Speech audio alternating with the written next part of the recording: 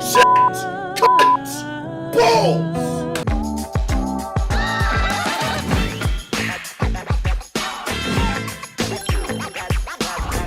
So Final Fantasy 16 came out in 2023 and everyone was ready to get this game. Before this game came out, we were given a demo in the PlayStation Store to showcase what was in store for Final Fantasy 16. Now, I didn't play the demo because I like going in the games blind, but the reception for the demo was nuts. When the trailers for this game came out, the reception felt lukewarm. Like, there were a lot of people who were excited, but not as much as I expected. But when this demo came out, everyone came out of the woodwork. Not just Final Fantasy fans, everyone. People came out of that demo believing that June 22nd was going to be the day that we would be graced with the greatest game of all time. That was how hyped the demo was. So with that being said, June 22nd rolled around and the newly believed greatest game of all time, Final Fantasy 16, was released to the public. And the reaction of the people was, honestly, I don't know how to describe the reaction of the people because people were all over the place with this game. But if you want my reaction to the game, it would probably be something like,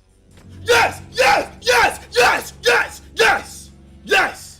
No, no, no, shit, cunt, balls.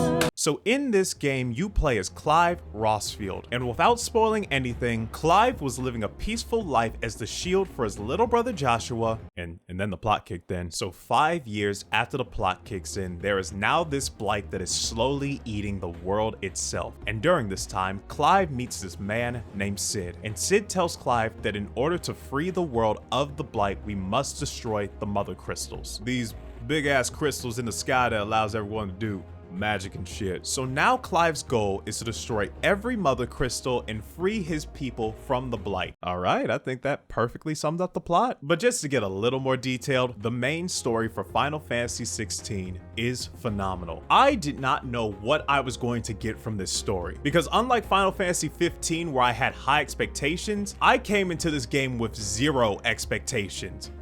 Because of Final Fantasy 15. I knew there was obviously going to be a lot of politics and conflicts between nations involved, but what I did not expect were battles against nations settled in Devil May Cry combat and kaiju battles. Final Fantasy 16 is without a doubt the most Game of Thrones Final Fantasy game of all time, while also being Attack on Titan. Did it need the M rating? I mean, some people say that it didn't, but I'm always anti-censorship, so I was actually looking forward to the fact that it got the M rating. But honestly, if you get rid of a lot of the F-bombs and some of the blood, you could have easily made this game T for teen. Even the sex scenes felt like a T-rated game. I can't see her nipples. There may be some heavy subjects in the lore that I might have missed out on, but there's nothing really in the forefront. But even with all the heavy drama and lore, this game still feels like a Final Fantasy game. And this was going to make or break the game for me, but thank God, Clive is a phenomenal main character. From his story arc to his lore, you immediately understand the inner torment this man is going through, and you are rooting for this man to the very end. I would honestly put him in my top 5 favorite Final Fantasy main characters. And what made his character stronger were the antagonists for each nation. The two that stood out to me were Hugo Kupka. I mean, look at him. That man is running off of blood, power, and man meat. He ate 7 cows before he got here. And Barnabas Tharmer. I honestly thought he would be the first or second dominant we would take out, until I remembered just how broken Odin was. And the side characters are also just as good. But if I had to say the side character that stood out more than all of the others, it would be without a doubt none other than Torgal. When I saw this cute ass puppy in the trailer, I did not think he would grow up to be a big ass menace like me. And not only did he grow up to be this badass wolf, the moment you reunite with him after the time skip, he becomes a permanent member in your party that fights with you in combat. I never knew I needed a dog companion to fight with me in battles, but now I need one in every game. And since we're already knees deep into the combat, let's just get into it. I'm just going to say this right off the bat, this might be my favorite combat system in any Final Fantasy game, because it's Devil May Cry. It legit is the same hack and slash combat system with a sprinkle of Final Fantasy to give it some unique flavor. And that unique flavor comes in the form of icons. Throughout the game, Clive will obtain powers from certain characters that he beats. And with each power, you get a new set of skills that you can learn from them. And I won't spoil what all the powers are, but I will say this. The last icon you get is fucking broken. But that is not the only combat system you have in the game, because if you've watched even a single trailer, then you already know that people like to turn into gods in this game. Well, thankfully, Clive has his own god monster in the form of Ifrit. Now, I'm not gonna lie, I was so worried about how the combat was going to be for Ifrit, because when it comes to giant fights, whether it be with robots or monsters in video games, they always feel so slow and sluggish to me. And as someone who is a fan of fast-paced combat and picks a dex build in every Souls game, I'm just not a fan of giant fights, unless I am a small-ass man fighting a big-ass giant. But somehow those motherfuckers did it. They made a good-ass combat system for the kaiju fights. The combat system for Ifrit was so much faster than I expected, yet it still feels like there's some weight to him. I am so happy that they found the perfect balance for the combat system, because Ifrit was quite possibly the most worrying thing for me in the game, and yet they somehow turned what I thought was going to be the biggest negative in this game into the biggest positive. And I say that because the boss battles are without a doubt the best thing in this game. And if you want to know my personal favorites, for Clive, it's without a doubt the boss fight with Barnabas. It is the most fast-paced, heavy-hitting, dodge-or-die boss fight in this game, and beating him rewards you with the sickest and most broken power in this game. And for Ifrit,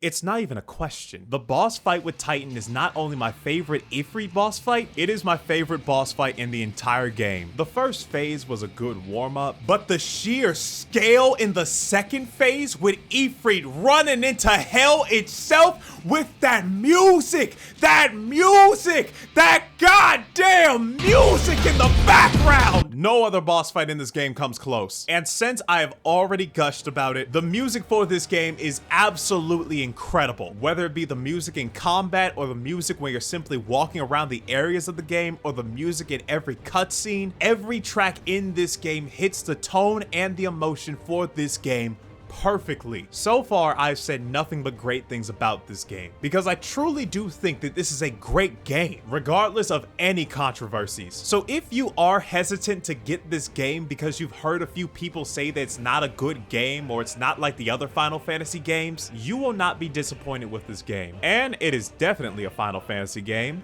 because this is where I get into my complaints. Okay, so I only have like 2 complaints, but they're pretty big ones, so let's talk about it. Okay, first off, I have no complaints with this game being linear at all, because at the end of the day, I'd rather have a linear game with fun things to do than an open world game that feels empty and lifeless. There are many different areas in Final Fantasy 16, and each area will eventually give you side missions and hunts to do on the market board. Now, when it comes to hunts, I actually enjoyed the challenge, and the materials I get for beating them feels rewarding. I legit beat every single hunt in this game, unless there are more in New Game Plus. But when it comes to the areas and side missions in this game, that's when I get irritated. Now, the areas themselves aren't bad. Even the monsters in each areas are pretty good, but I am not a fan of the exploration in this game, especially the rewards you get for exploring in this game. I cannot tell you the amount of times I saw something shiny on the ground and it was just 2 gil. There was this moment in the game where I went off the main path to explore this tower I saw in the distance. And when I got there, I saw this big monster in front of the tower that I had to defeat. Now, after I defeated this monster, I thought I'd be able to go inside of the tower and check it out. But no, after I defeated the monster, I found this chest right next to the door of the tower,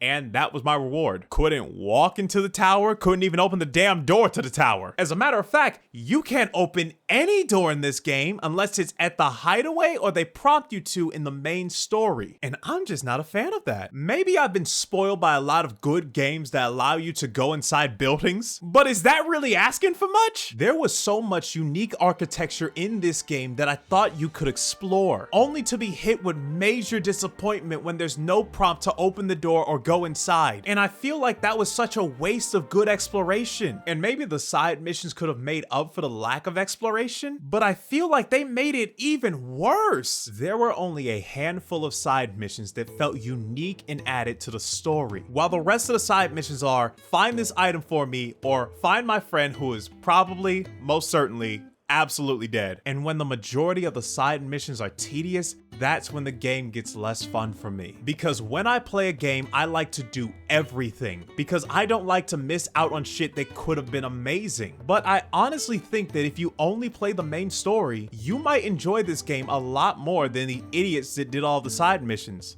Like me, because not only were the side missions tedious, they made the game so much longer, man. This review would have been out last week, but I was doing the damn side missions. But with all that said, Final Fantasy XVI gave us an amazing story, amazing soundtrack, some of the best boss fights in Final Fantasy history. But I did find the majority of the side missions to be lacking in substance. If you're a completionist and you want to finish every side missions in this game, then go ahead, I won't stop you. But if you want my recommendation, I would only do all the side missions at the hideaway, especially the ones with the plus symbols, because those give you upgrades. So with all that said, my final verdict for Final Fantasy XVI is the silver seal of approval.